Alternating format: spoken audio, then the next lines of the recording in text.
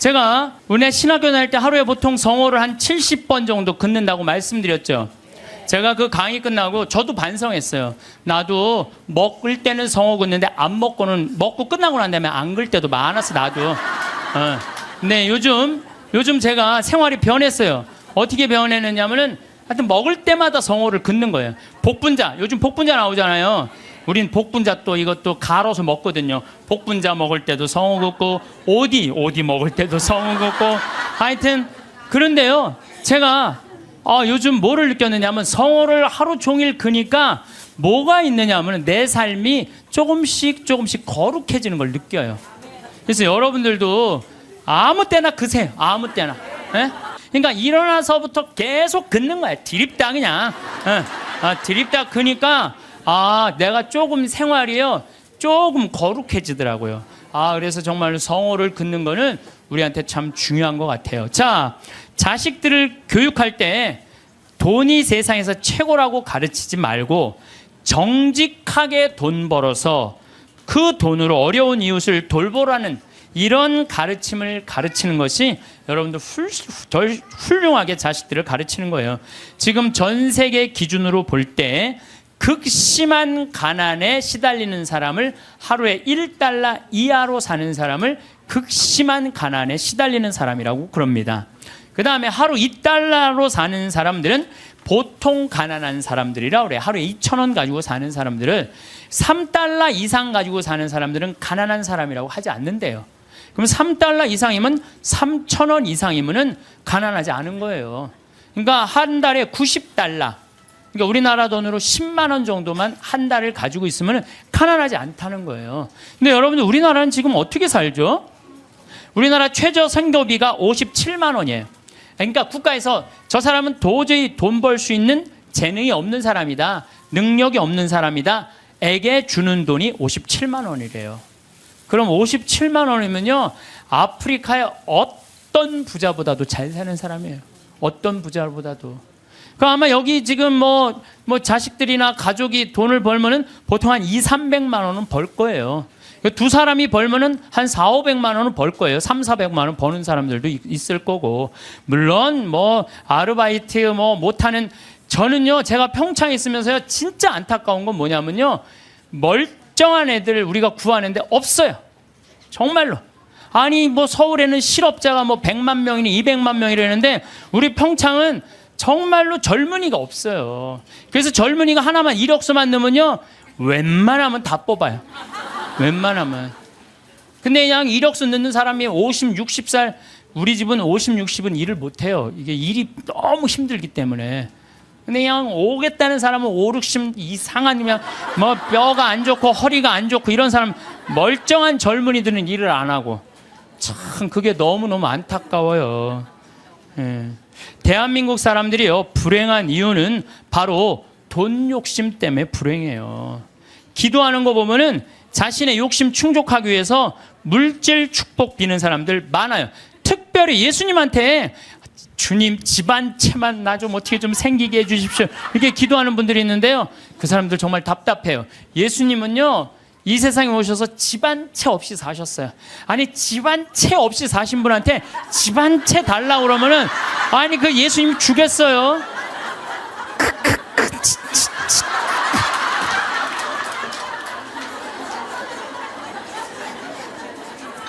예수님께 기도 열심히 청하면 물질의 축복을 받는다는 이야기는 믿음을 가장한 도박이고 강탈이에요. 여러분들 어떻게 믿을 때 돈 축복 달라고 그래요? 여러분들 돈 때문에 믿는 거예요? 여러분들 뭐 때문에 믿는 거예요? 하늘나라 때문에 믿는 거 아니에요? 그러면 하늘나라를 먼저 구해야지. 내가 굴기도 열심히 하면 집 한 채. 아니 어디 빌 때를 대고 빌어야지. 집 한 채 없는 분한테 저기 집 달라고 그러면 돼요. 예수님에게 기도할 내용은 하느님 나라와 그의 정의이지 집이 아니라는 거죠. 재물 축복은 성서에도 이렇게 표현합니다. 잠언 10장 4절을 보면, 게으른 손바닥은 가난을 지어내고 부지런한 이의 손은 부를 가져온다. 돈은요, 하느님한테 기도한다고 오는 게 아니에요. 열심한 사람, 부지런한 사람이 돈이 오는 거지, 아무것도 안 하면서 기도하면 돈이 어디, 그런 이상한 하여튼 그런 거. 그러니까 얼마 전에 무슨 뭐 며느리가 시댁집에 4군데 불을 질렀다며요. 불을 질렀는데 왜 질러냐니까 점쟁이가 시댁에 불이 나면 로또가 된다. 그래갖고 그냥 불 질렀다는 거 아니야. 아이고 참.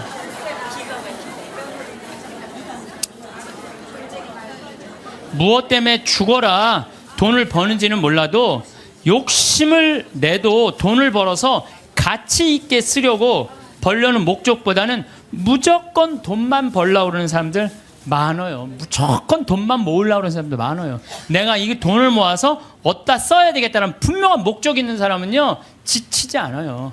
근데 그냥 돈만 들입다 벌려고 그러는 사람은요 방향을 못 찾는 거죠. 저도 생태마을 운영하면서 경제적인 이익이 생기기 시작했어요.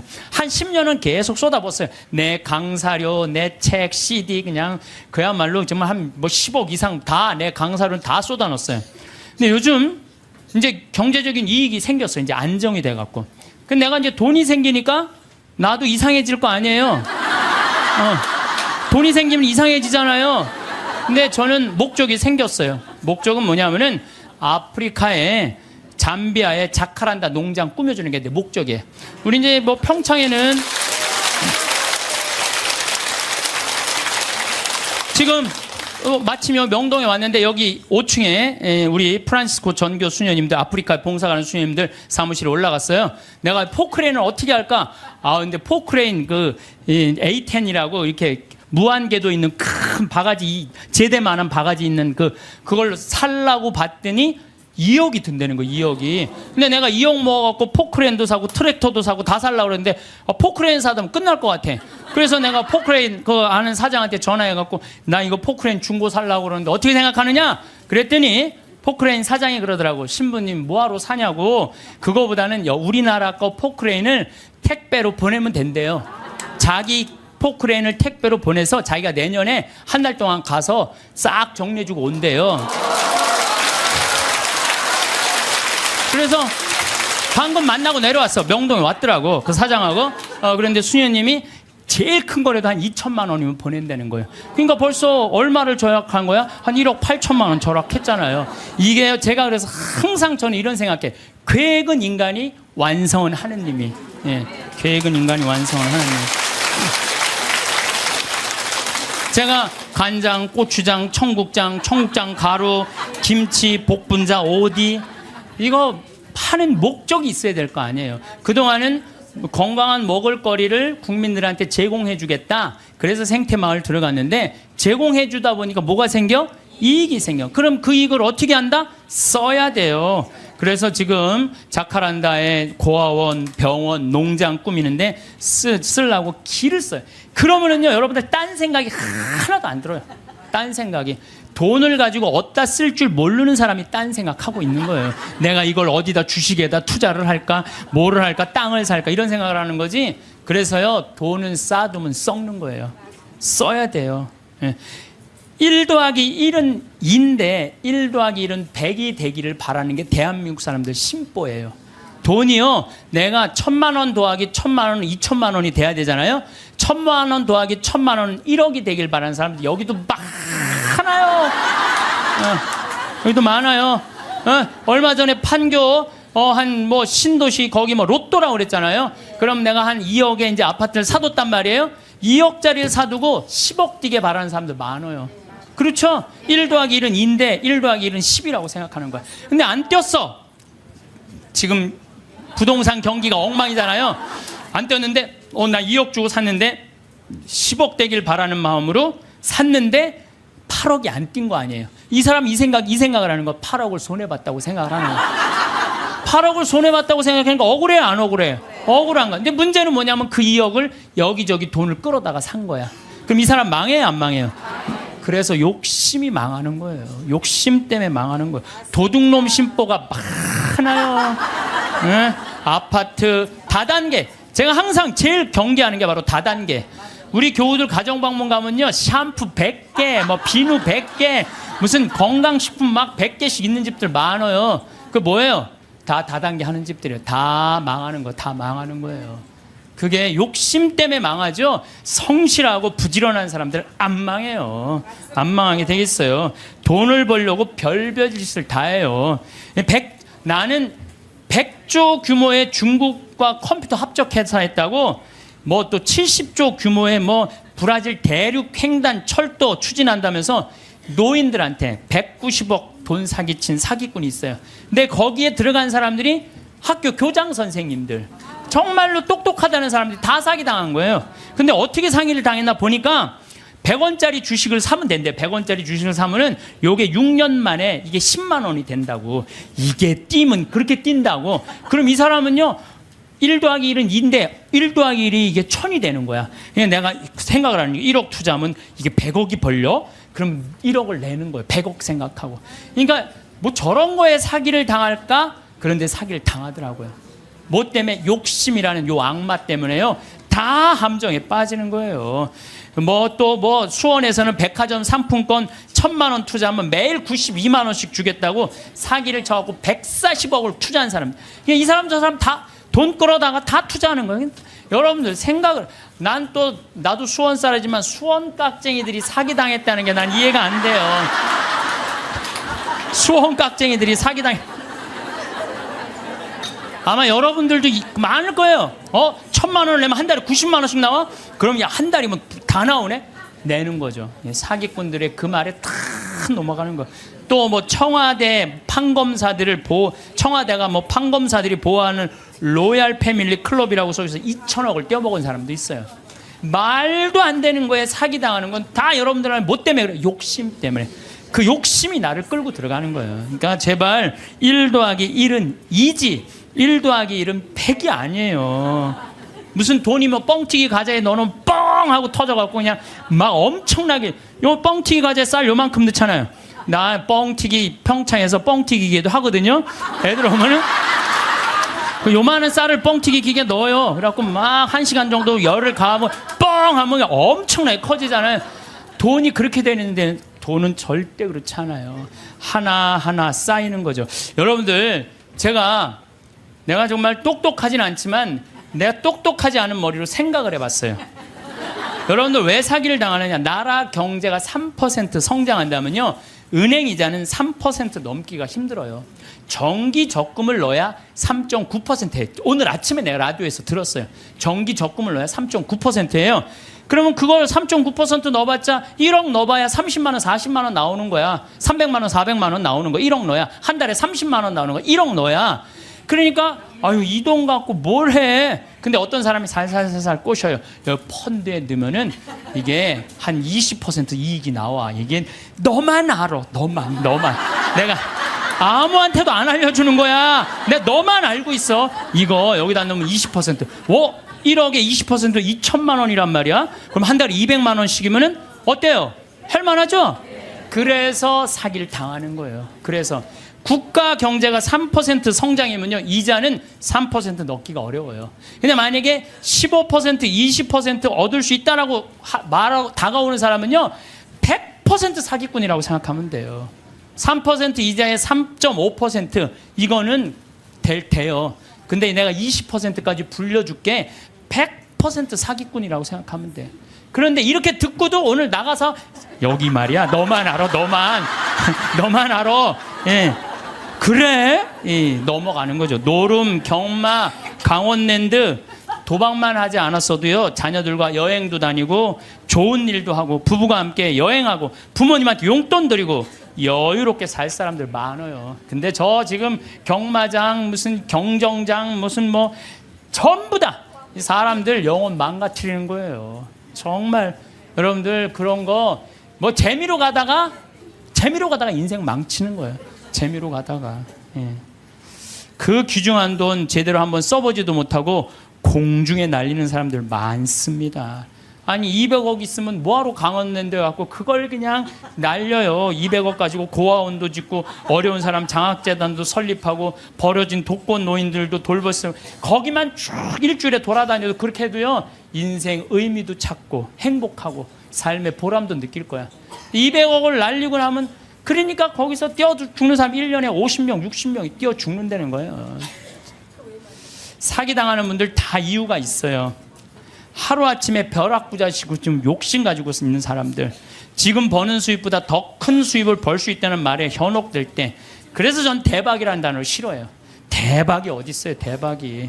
그 달 벌어서 내가 500만 원, 300만 원 벌으면 그중에 50만 원, 60만 원 저금해서 한 5년, 10년 해갖고 1억, 2억 맞추고 집 한 채 사고, 그 집 사고 또 한 10년 열심히 일해갖고 한 3, 4억 해갖고 퇴직할 때 한 4억, 5억 정도 지니고, 그리고 그거 가지고 늙을 때까지 살아가는 거죠. 그러다가 정말로 돈이라는 건 축복이에요. 그거 오는 수가 있어요. 내가 산 집이 어쩌다가 떼어갖고 그걸 정리해갖고 다시 좀 어떻게, 그 정도는 되더라도 어느 날 갑자기 떼돈을 버는 일은 없어요. 또 떼돈을 번다고 여러분들 행복하지도 않아요. 내가 전 시간에도 말했지만 떼돈을 버면요, 이 사람들 때같이 몰려. 때같이 몰려갖고 돈 꿔달라. 머리 아파요. 여기 계신 분들 이런 분들이 있어요. 입만 열면 돈이 원수라고 말하는 사람, 이렇게 말하는 사람들 사기당할 가능성이 많아요. 입만, 아유 돈이 원수야, 이런 사람들 사기당할 가능성이 많아요. 돈이 원수야. 그런데 예수님이 원수를 사랑해라. 그러니까 아, 내가 돈을 사랑해야 되겠구나. 돈을 너무 사랑하다 보면 디모데후서 1장 6절 6장 10절에 보면요, 돈을 사랑하는 것이 모든 악의 뿌리입니다. 돈을 따라다니다가 길을 잃고 신앙을 떠나서 결국 격심한 고통을 겪는 사람들도 있습니다. 그래서 여러분들 사기당하기 싫으면요, 사기꾼들의 특징이 있어요. 호화롭거나 명품 이야기 많이 하면서 입만 열면 대박 터진다고 말하는 사람들, 이런 사람들 사기꾼들 가능성이 많아요. 자신이 뭐 누구 유명인 영화배우, 무슨 국회의원, 무슨 정치인들 안다고 맨날 입만 열면 얘기하는 사람들 사기꾼일 가능성이 많다는 거예요. 전화번호가 이유도 없이 자주 바뀌는 사람들, 여러분들 전화번호 그냥 끝까지 쓰는 사람들 있죠? 이 사람들 사기꾼들 아니에요. 내 그냥 전화번호 또 바뀌었어, 또 바뀌. 사기꾼일 가능성이 많다는 거예요. 그리고 또 누가 사기꾼이, 지금 오늘 계약하지 않으면 이 기회는 다시는 오지 않는다. 이렇게 꼬시는 사람들, 이거 사기꾼. 며칠 전에 우리 부관장 신부님이, 우리 생태마을에 부관장 신부님이 있는데 아주 젊은 신부, 이제 30살 막 된 신부인데, 이 신부는 조혈 모세포를 기증을 했어요. 조혈 모세포를 기증해갖고 작년에 어떤 아가씨가, 맞는 아가씨가 있대. 이게 20만 분의 1의 확률이라는데 맞는 아가씨가 갖고 작년에 기증을 했어요. 근데 이 아가씨가 또 좀 안 좋았나 봐. 그래서 얼마 전에 가서 그걸 기증을 했어요. 또 기증을 하고, 이제 평창이니까 무슨 빈센트 병원에 가서 기증을 했는데, 이제 이게 내가 그 골수가 찼는지 안 찼는지 확인을 해야 되는데, 평창에서 수원까지 나가기 좀 그렇잖아요. 그래서 근처 의료원에서 할 수 있대. 그래서 평창 의료원에 가갖고 화보니까 골수가 다 찼다고. 근데 차 갖고 이제 나오는데 딱 트럭에서 한 사람이 딱 나오더니, 저기 뭐야, 저 손님, 내가 홍삼을 이게 배달을 왔는데 이게 한 2박스가 남아갖고 이걸 싣고 가도 어차피 이거 버릴 거니까 이거 손님 좀 사라고 그러더래요. 그래서 황 신부가 나한테, 신부님 사기꾼이야, 사기꾼. 꼭 이상하게 뭐 이거 오늘 그래, 참 이거, 아니 나같이 저는 안 순진해요. 우리 부관장 같이 순진한 사람은 당해요. 그러니까 여러분들 정말 지혜로워야 돼. 정말 뱀 같은 지혜가 있어야 돼요. 사기 안 당하려면은. 그래서 오늘 와서 강의, 무슨 성가정 영성피정에 내가 사기 안 당하는 법도 가르쳐주고.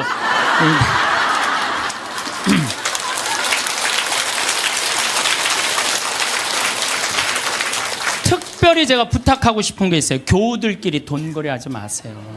정말 안 좋은 거예요. 돈거래하다간 친구를 잃어버립니다. 돈 꿔주지도 말고 꾸지도 마세요. 없으면 없는 대로 그냥 사세요. 없으면 없는 대로 살지. 뭐 돈을 꾸는 거는요, 내 욕심을 더 채우기 위한 몸부림이에요. 몸부림이에요. 그래서 집회서에서 이런 말이 나와요. 이거 여러분들 꼭 기억하세요. 돈을 꿀 때까지는 이웃의 손에 입을 맞추고 그의 재산을 두고 공손한 어조로 말한다. 그러나 갚을 때가 되면 시간을 미루고 빈 말로만 갚겠다며 시간만 탓할 뿐이다. 이 여러분들 경험 다 했죠? 그러니까 꿔주지도 말고 꾸지도 마세요. 그런데 꿔줘야 되는 건 있어요. 누구 병원비가 없다. 내가 친척 중에 학비가 없다. 이거는 꿔준다기보다도 그냥 줘요. 예, 꿔준다기보다 주세요. 병원비나 학비, 난 내가 강의할 때 핸드폰 울려도 한 번도 신경질을 부린 적이 없어 나는. 병원비나 학비 같은 경우는 저는 그렇게 생각해요. 그냥 가난한 사람도 도와주는데 내 형제 친척 중에 아프고 학비가 없다는데 그거는 차라리 꿔준다는 말보다 그냥 주세요. 그거 외에는 꿔주지도 말고 꾸지도 마세요. 돈이라는 거는요, 돈이 거짓말하는데 한다고 말하잖아요. 돈은 거짓말 안 해요. 욕심 부리지 않고 성실하게 일하면 돈은 언제든지 벌어집니다. 한순간에 떼돈 벌고 싶은 도둑놈 심보를 가진 사람들이 돈 때문에 자기도 고통스럽고 남도 고통스럽게 하는 거. 그래서 보면 어떤 집에 보면요, 이 도박하는 사람들 보면요, 형제 친척 모든 돈 다 끌고 들어가는 사람들이 있어요. 중리사니 그러면서 거짓말하면서. 이런 사람들은요 진짜 정말로 이 사회에서 분리시켜갖고 어디 모아놔야 돼요. 그래서 노동, 우리 생태마을에 그런 사람들 그냥 싹 모아갖고 돈도 안 주고 그냥 일 시키면은 그게 돈 버는 건데. 여러분들 이제는 돈 버는 시대는 끝났어요. 이게 무슨 얘기냐면은 30년 전에는 돈이 없어서 굶었고 돈이 없어서 학교 다니지 못했지만 지금은 그런 시대는 아니에요. 이제는 돈 버는 법을 배우는 시대가 아니라 돈 쓰는 법을 배워야 돼. 어떻게 쓰면 잘 쓰느냐. 돈이 쌓이면 죄가 되게 돼 있어요. 제가 신학교 때 1학년 때 신학교 딱 들어가니까 우리 선배님들이 맨날 뭐 배고파서 굶었다, 뭐 너무너무 힘들었다. 그런데 신학교 딱 들어가니까 밥 딱 3끼 주는 거예요. 그거 외에는 간식이 없는 거예요. 간식이. 그게 20살 때 얼마나 이 혈기가 넘쳐요. 근데 밥 3끼 아무리 많이 먹어도 밤 되면 배고프잖아요. 그냥 어떨 때 그냥 물 먹고 배고프니까. 그러고도 있는데 외출할 때 되니까 배고플 거 생각하고 식빵을 사. 식빵을 사갖고 이제 혼자 먹으려고. 혼자 먹으려고. 근데 식빵을 이렇게 놔도 이제 어떻게 20줄을 다 먹어요. 한 4줄 먹으면 배부르잖아요. 그럼 이제 다음에 먹으려고 놔두면 이놈들이 얼마나 코가 빠른지 그 식빵 있는 걸 너무너무 잘하는 거예요. 그러고 식빵을 보면 다 훔쳐먹고 없는 거예요. 그래서 내가 식빵을 사면은 내가 이 식빵을 뺏기지 않으려고 어떻게 해요? 그냥 저기 침대 맨 안쪽에 침대 밑에 옷장이 있었거든요. 그 맨 끝에 이제 몰아 넣는 거죠. 그래서 내가 이제 난 신학교 때 깐또레스를 했어요. 매 미사마다 노래하는 그 깐또레스를 했으니까 맨날 그거 연습하느냐고 여기 뛰어다니고 저기 뛰어다니고 보면 한 3일 정도 뛰어다니면은 빵 놓은 걸 까먹어요. 빵 놓은 걸. 그래갖고 나 빵 먹어야지 빵. 그래갖고 딱 보면은 그게 곰팡이가 썰어져요. 곰팡이가. 그래 몇 번을 곰팡이 쓰는 거를 보고 내가 세미나를 그때 이제 갔는데 굉장히 큰 세미나였어요. 근데 거기에 이제 불교, 개신교, 천주교, 유교 다 모여서 그런 얘기를 하는 거예요. 종교의 모든 거는 나눈다. 보면은 불교는 절하고 난 다음에 음복한다 그러잖아요. 다 나눠 먹잖아요. 그렇죠? 불교는 공양 드리고 뭐라 그래? 공양한다 그래. 나눠 먹는. 그걸 공양한다 그래. 나눠 먹는 걸 공양한다 그래. 하다못해 무당도 굿하면 굿덕을 돌린다. 무당을 굿덕을 돈다. 우리는 성체 나눠 먹는 거다. 나눠 먹는 거. 쌓아놓으면 썩는다. 쌓아놓으면. 제가 그 얘기를 듣고 딱 내 모습이 생각나네. 그 식빵 혼자 먹겠다고 깊숙한 걸 쌓아놨던 내 자신이 그것도 맨날 성체화하는 내가 너무 창피하더라고요. 그래서 식빵을 사갖고 그럼 그 다음부터는 다 불러요. 친구들. 내 친구들. 야 일로 와봐. 내 식빵 사와. 다 나눠 먹었어요. 나눠 먹으니까 뭐가 좋으냐면 곰팡이 썰어서 버리는 게 없는 거예요. 나도 못 먹고 너도 못 먹잖아요. 그렇잖아요. 그러니까 걔네들도 이제 외출해갖고 사갖고 오면은 나한테 얻어먹었으니까 어떻게 해? 풀러다가 또 나눠 먹고. 그러니까 한 2학기 되니까 늘 배불리 먹더라고요. 이게 나눠 먹는 게 정말 중요해요. 제가 얼마 전에 부산교구 다락방 기도회라고 우리 신부님들 열심히 기도하는 신부님들 모임에 갔어요. 근데 이제 제가 이제 이런 얘기를 하니까 한 70쯤 된 마산교구 신부님이 그런 얘기를 하더라고요. 당신이 아메리카에 강의를 갔었대요. 그럼 하여튼 아메리카에 있는 나라인데. 근데 신부님이 오면 방울뱀을 삶는데요. 잡아서. 그거 하면 안 되는데 어쨌든 방울뱀을 삶아갖고 아주 진액을 5봉을 줬대요. 근데 이거를 1시간에 1봉씩 먹어야 된다는 거예요. 그런데 비행기 떠나기 전에 이제 미국으로 가야 돼서 그걸 또 미국으로 갖고 갈 수가 없잖아. 5봉은 있는데 1시간에 하나씩 먹으라고 그러니 이거 어떻게 해? 한 번에 5개를 먹을 수도 없고. 그래서 이 신부님이 한 봉을 먹고 따라간 봉사자들 4명이 있길래 그걸 니네들 먹으라고 나눠줬대요. 나눠주고 이제 먹으니까 막 몸에 열이 나고 막 여기서 이 하얀 속옷이 노랗게 변하더래. 뭐가 진액이 나와갖고 미국에 갖고 이제 그 얘기를 했더니 의사가 그런 얘기를 하더라고요. 신부님, 만약에 신부님이 급한 마음에 5봉을 다 먹었으면 신부님은 장협착으로 죽었다는 거예요. 그러니까 장협착으로 죽을 수도 있었다는 거예요. 근데 신부님이 나누는 바람에 신부님도 살고 나머지 사람도 다 사는 거라고. 근데 그 신부님이 70인데 피부가 나보다 더 고와. 방울뱀을 먹어서 그런지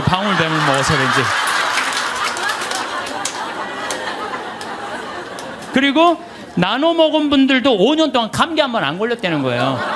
그러니까 나누니까 너도 살고 나도 사는 거예요. 혼자 먹으려고 그럴 때 나도 죽고 너도 죽는 거예요.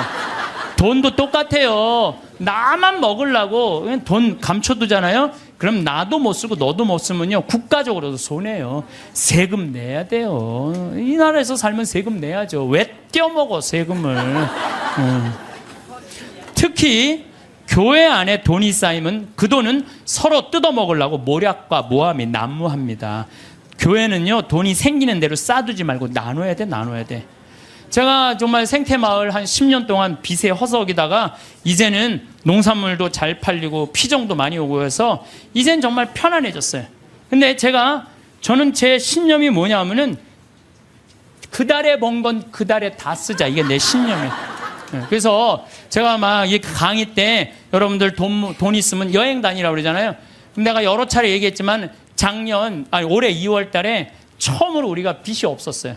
그래갖고 우리 직원들이 10년 나하고 일하는 직원들 10년, 15년 동안 정말 힘들게 일해왔거든요. 그래서 내가 직원들한테 그랬어요. 야, 우리 이제 오래간만에 수익이 났으니 이거 가지고 성주순례 가자. 그래갖고 아시시, 그 다음에 무슨 뭐 베드로, 그 다음 반네 전부 다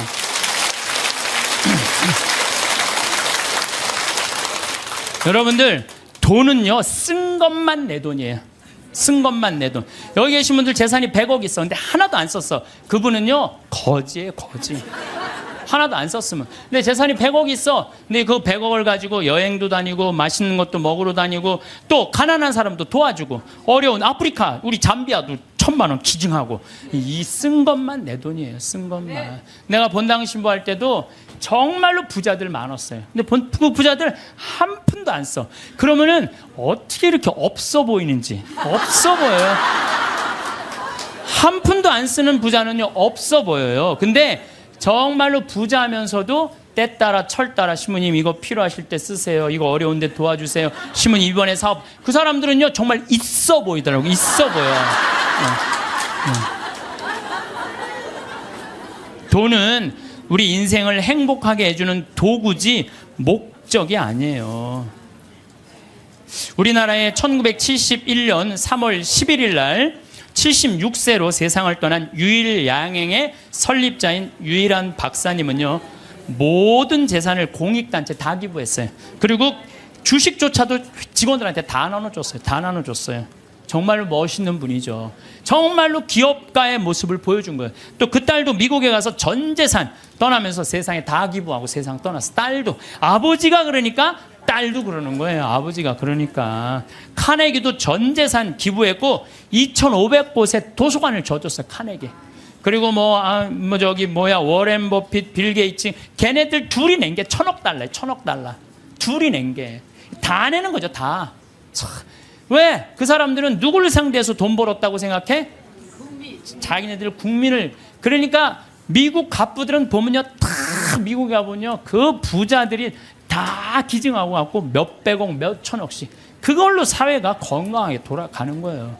우리나라에도 좀 그렇게 살짝 미치는 부자가 좀 나왔으면 좋겠어요. 네. 마태오복음 19장 16절 26절에 보면은요 하느님의 계명을 충실히 지킨 부자 청년에게 예수님이 이렇게 말씀하세요. 내가 완전한 사람이 되려거든 가서 너의 재산을 팔아 가난한 이들에게 주어라. 그러면 내가 하늘에서 보물을 차지하게 될 것이다. 그리고 와서 나를 따라라. 그러나 그 젊은이는 슬퍼하면서 떠났어요. 왜? 재물이 많았기 때문이에요. 여러분들 그 부자 청년은요, 계명도 굉장히 중요하게 여긴 청년이에요. 근데 재물이 많았는데 이 청년은 재물하고 자기를 똑같다고 생각해요. 재물하고 자기를. 이 사람은 재물을 파는 건 뭐를 파는 거야? 자기를 파는 거야. 이게 참 문제예요. 여러분들 재물이 없으면 여러분들도 사라진다고 생각하는 분들 여기 혹시 계시면은 그럼 불행한 사람이에요. 재물이 없어도 상관없어요. 아니 지금 이 세상에 재물 없이 사는 사람들 얼마나 많아요. 그 행복한 사람들 얼마나 많아요. 우리 수녀님들, 우리 신부들은 그래도 좀 나아요. 우리 수녀님들 재물이 있어요, 없어요?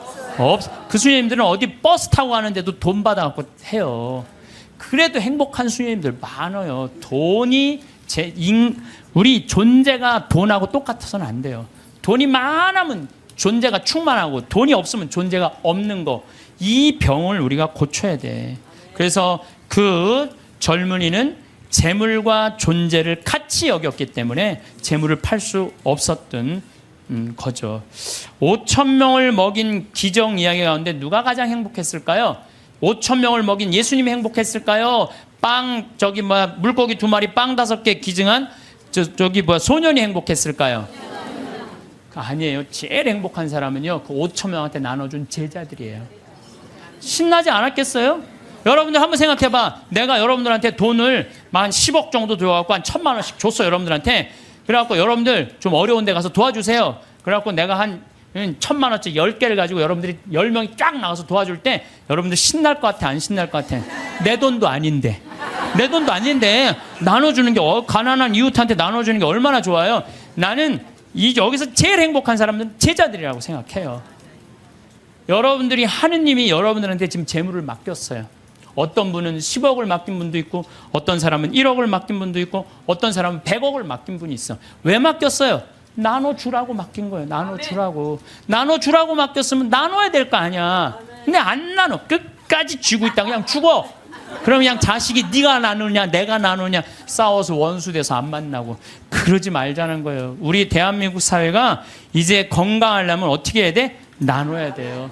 쌓아두면 썩게 돼 있어요. 쌓아두면 어느 사회든 자꾸 나누면은 샘솟게 돼 있어요. 나누는, 신부님 그거는 제가 조금 못 받아들이겠는데, 나누면 하나도 없죠. 근데요, 하느님한테 11조 봉헌한 분들이 왜 잘 되는 줄 알아요? 11조 봉헌하려고 그러면요, 적은 돈 아니에요. 그럼 그 돈을 하기 위해서 다른 생활에 충실해져요. 다른 생활에 충실해지기 때문에 축복을 받는 거예요.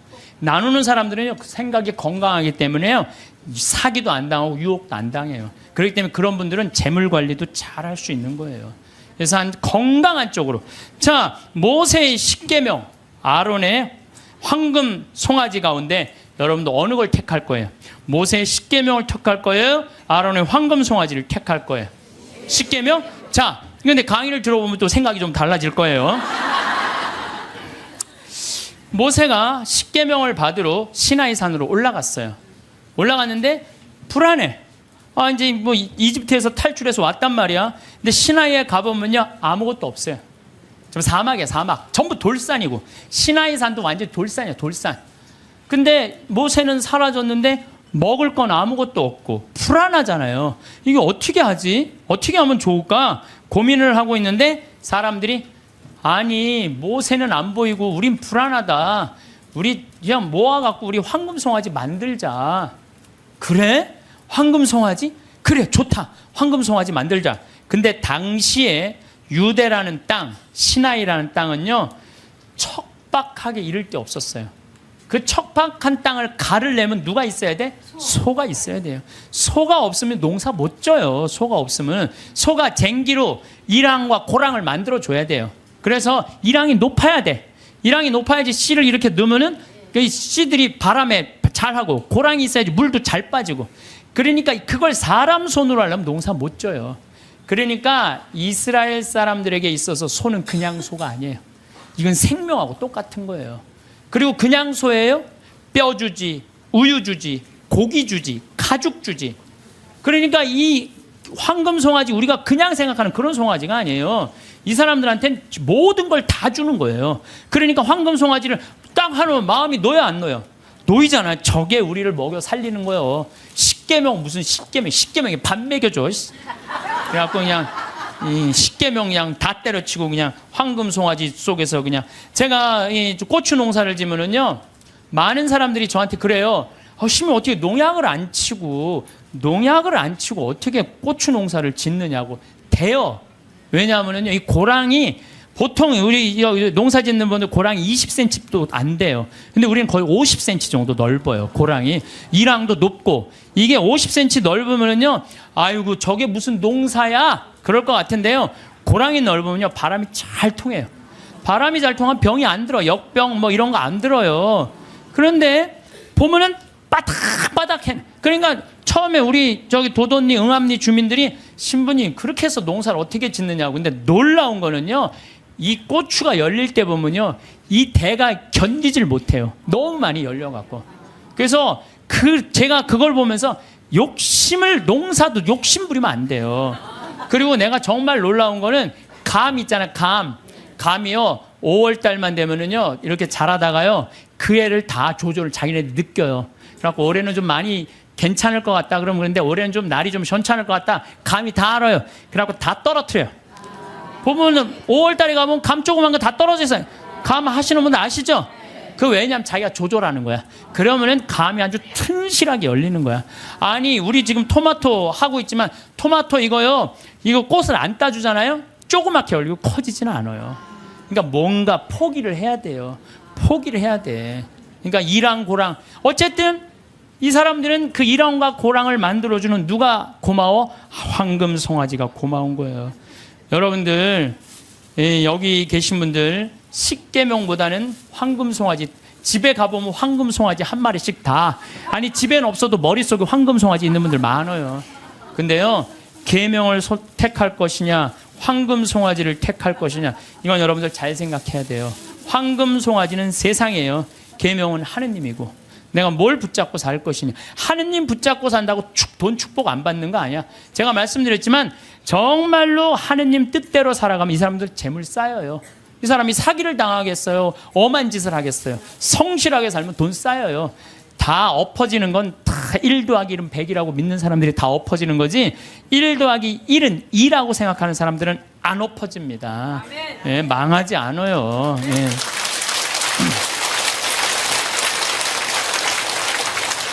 하느님 꽉 붙잡고 살아야 되는데 출세와 권력 꽉 붙잡고 사는 사람들 있어요. 저는 예수님이 왜 위대한지 정말로 이 사제로 살면 살수록 더 느껴요.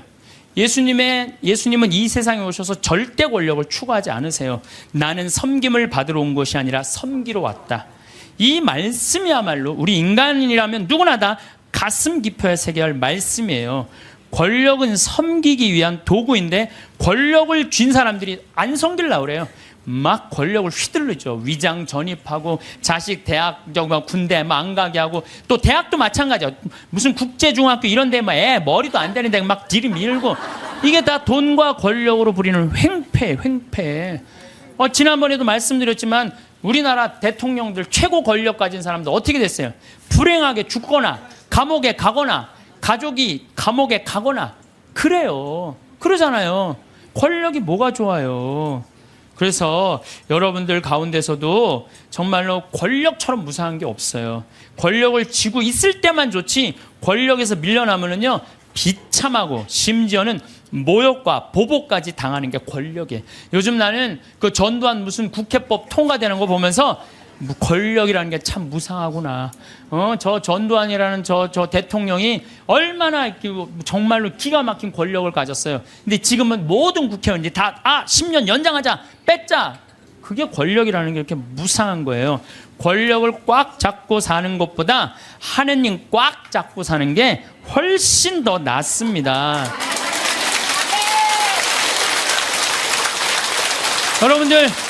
여러분들 이 생각을 해봐요. 하느님 아버지처럼 대단한 권력 가진 사람이 어디 있어요? 그렇죠? 그 아버지 꽉 잡고 가슴에 하늘나라 여권 있으면 됐지. 뭘 더 욕심을 펴요.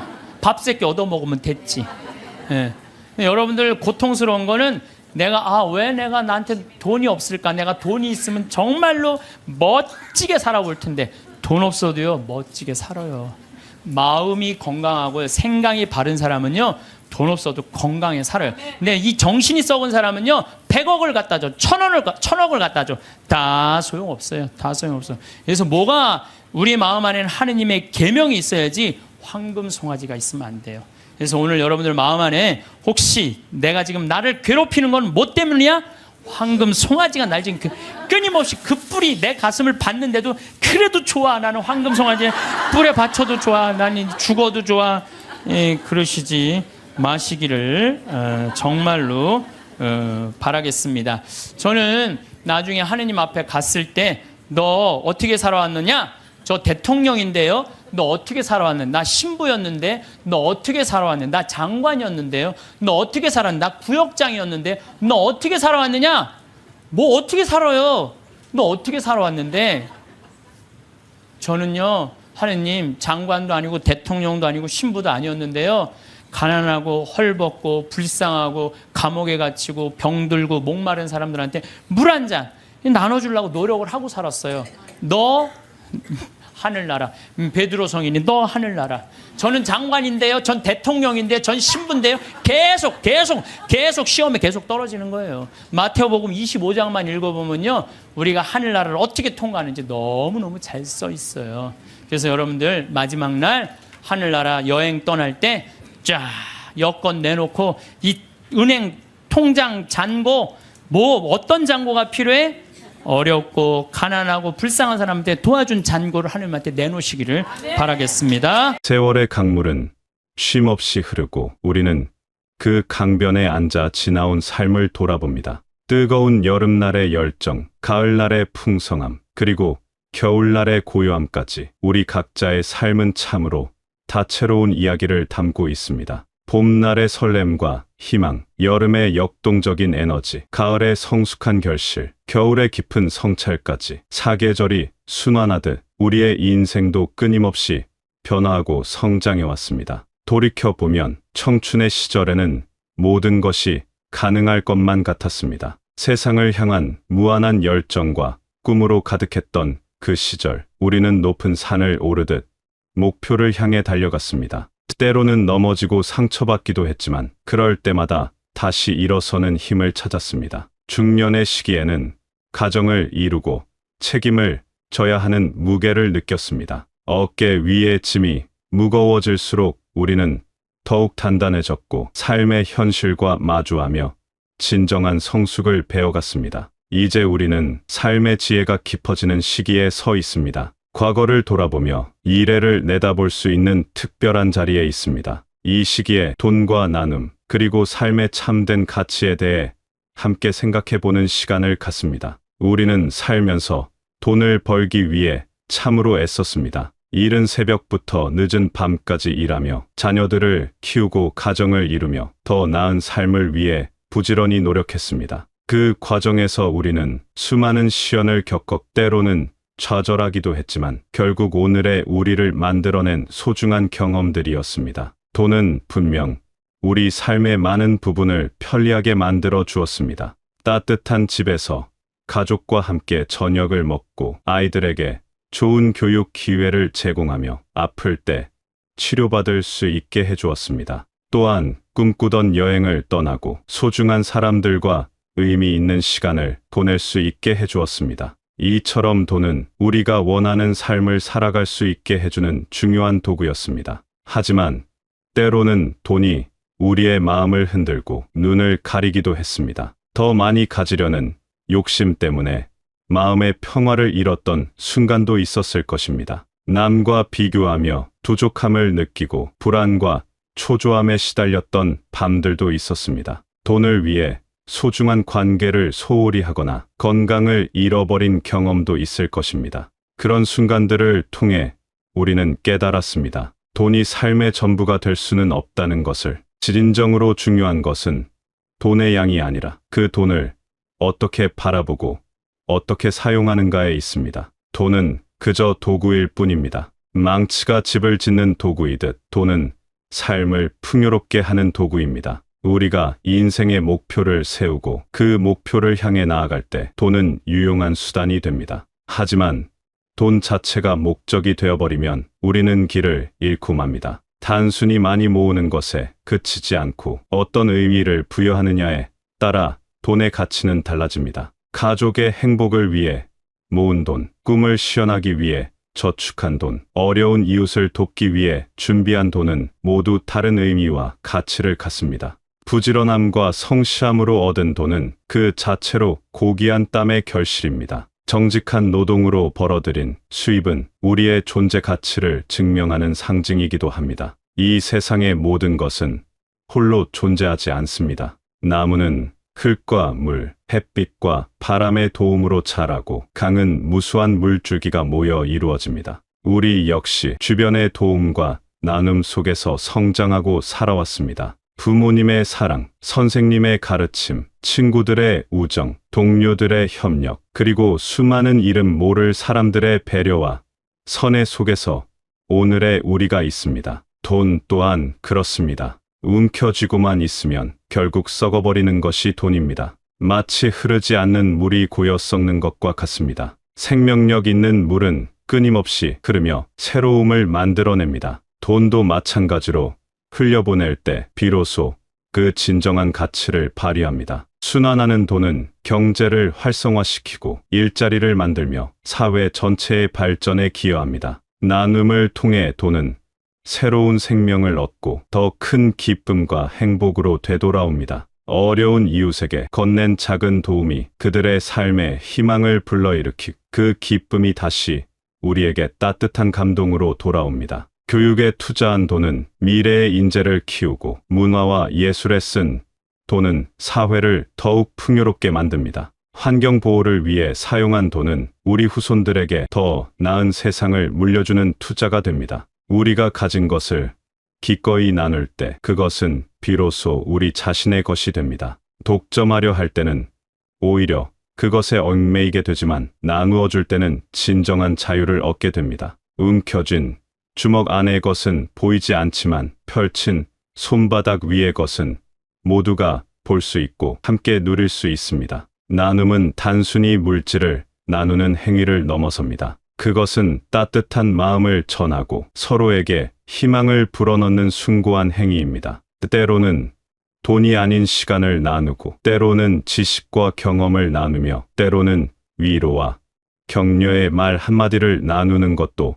소중한 나눔입니다. 작은 미소 하나, 따뜻한 인사 하나도 세상을 변화시키는 나눔이 될 수 있습니다. 작은 나눔이 모여 세상을 더 아름답게 만들고 우리 모두의 삶을 풍요롭게 합니다. 한 사람의 작은 선행이 파문처럼 퍼져나가 수많은 사람들의 마음을 움직이고 결국 사회 전체의 분위기를 바꾸어 놓습니다. 이것이 바로 나눔의 힘이자 아름다움입니다. 권력 또한 마찬가지입니다. 권력은 섬기기 위해 존재하는 것이지 지배하기 위해 존재하는 것이 아닙니다. 진정한 리더는 앞장서서 이끄는 사람이 아니라 뒤에서 밀어주고 지지해주는 사람입니다. 가정에서, 직장에서, 사회에서 우리가 가진 영향력은 다른 사람들을 위해 사용될 때 그 가치를 발휘합니다. 이 역사를 되돌아보면 권력을 꽉 쥐려 했던 이들 중 많은 이들이 결국 불행한 결말을 맞았습니다. 권력에 취해 교만해지고 다른 사람들의 목소리에 귀를 기울이지 않으며 결국 고립되어 쓸쓸한 말년을 보낸 경우들을 우리는 숱하게 봐왔습니다. 반면 권력을 섬김의 도구로 사용한 이들은 역사에 길이 남는 존경받는 인물들이 되었습니다. 진정한 힘은 섬김에서 나오고 진정한 영광은 겸손함에서 비롯됩니다. 다른 사람을 위해 자신을 낮추는 것이야말로 가장 높은 품이며 가장 강한 힘입니다.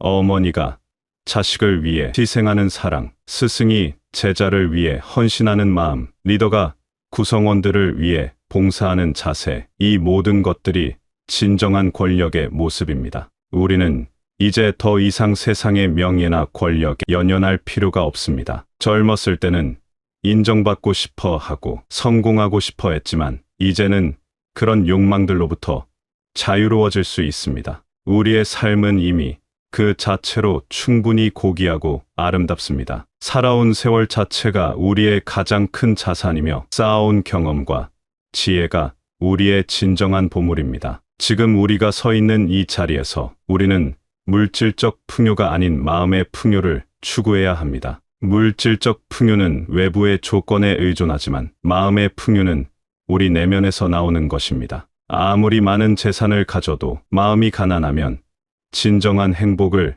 누릴 수 없지만, 비록 물질적으로는 부족해도 마음이 풍요로우면 매일매일이 감사하고 행복할 수 있습니다. 돈이 없어도 건강한 마음과 바른 생각을 가진 사람은 멋지게 삶을 살아갈 수 있습니다. 아침에 눈을 뜨고 새로운 하루를 맞이할 수 있다는 것, 사랑하는 가족과 함께 식사를 할 수 있다는 것, 친구와 대화를 나눌 수 있다는 것, 아름다운 자연을 감상할 수 있다는 것, 이 모든 것들이 돈으로 살 수 없는 소중한 선물들입니다. 진정한 행복은 통장 잔고의 숫자가 아니라 감사하는 마음과 사랑을 나누는 삶에서 옵니다. 작은 것에도 감사할 줄 아는 마음, 어려움 속에서도 희망을 잃지 않는 마음, 다른 사람의 아픔을 내 아픔처럼 느끼는 마음, 이런 마음들이 우리를 진정으로 부유하게 만듭니다. 우리가 가진 것들을 기꺼이 나누고 서로를 보듬으며 살아갈 때 우리의 삶은 더욱 의미 있고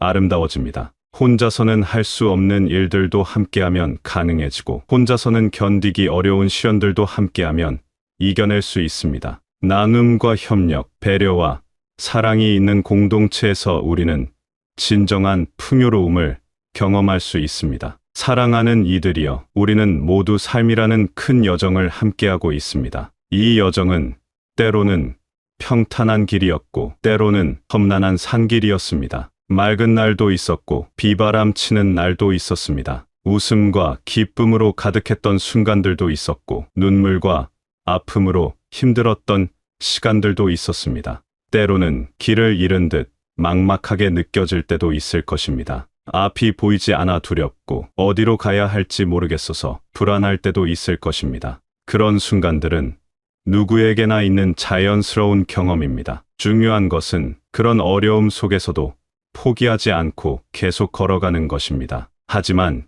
기억하십시오. 우리의 삶은 그 자체로 의미 있고 소중합니다. 우리가 살아온 모든 순간들, 기쁨과 슬픔, 성공과 실패, 만남과 이별, 이 모든 것들이 우리를 지금의 우리로 만들어낸 소중한 경험들입니다. 지난날의 모든 경험들이 지금의 우리를 만들었습니다. 그 경험들 없이는 지금의 지혜와 성숙함도 없었을 것입니다. 실패했던 경험들조차도 우리에게 값진 교훈을 주었고, 아팠던 시간들조차도 우리를 더욱 강하게 만들었습니다. 때로는 돌아가고 싶은 순간들도 있겠지만 그 모든 과정들이 있었기에 지금의 우리가 있는 것입니다. 과거를 후회하기보다는 그 모든 경험들에 감사하며 그것들을 우리 삶의 소중한 자산으로 여겨야 합니다. 그러니 너무 조급해하지도 불안해하지도 마십시오. 이 인생은 마라톤과 같습니다. 빨리 달려야 하는 것이 아니라 끝까지 완주하는 것이 중요합니다. 각자의 속도가 있고 각자의 길이 있습니다. 다른 사람과 비교하며 초조해할 필요가 없습니다. 우리는 우리만의 속도로, 우리만의 방식으로 걸어가면 됩니다. 우리는 충분히 잘 살아왔고 앞으로도 우리의 방식대로 아름다운 삶을 이어나갈 것입니다. 지금까지 해온 것처럼 성실하게, 정직하게, 사랑으로 살아가면 됩니다. 완벽하지 않아도 괜찮습니다. 부족함이 있어도 괜찮습니다. 그 모든 것들이 우리를 인간답게 만들어주는 요소들입니다. 모든 순간이 의미 있고 모든 발걸음이 가치 있습니다. 오늘 하루도 의미 있게 보낸 하루이고 내일도 새로운 가능성으로 가득한 날입니다. 지금 이 순간도 우리 삶의 소중한 한 페이지입니다. 그러니 이 순간을 소중히 여기고 감사하는 마음으로 살아가시기 바랍니다. 지금 이 순간 여러분의 삶을 사랑하고 작은 것에 감사하며 평화로운 마음으로 살아가시기를 바랍니다. 여러분 곁에 있는 소중한 사람들과 더 많은 시간을 보내시고 여러분이 할 수 있는 작은 나눔들을 실천해 보시기 바랍니다. 그렇게 하루하루를 의미 있게 살아가다 보면 어느새 우리의 삶은 더욱 풍요롭고 아름다워져 있을 것입니다. 우리 모두가 서로를 격려하고 지지하며 함께 아름다운 삶의 여정을 이어나가기를 진심으로 바랍니다.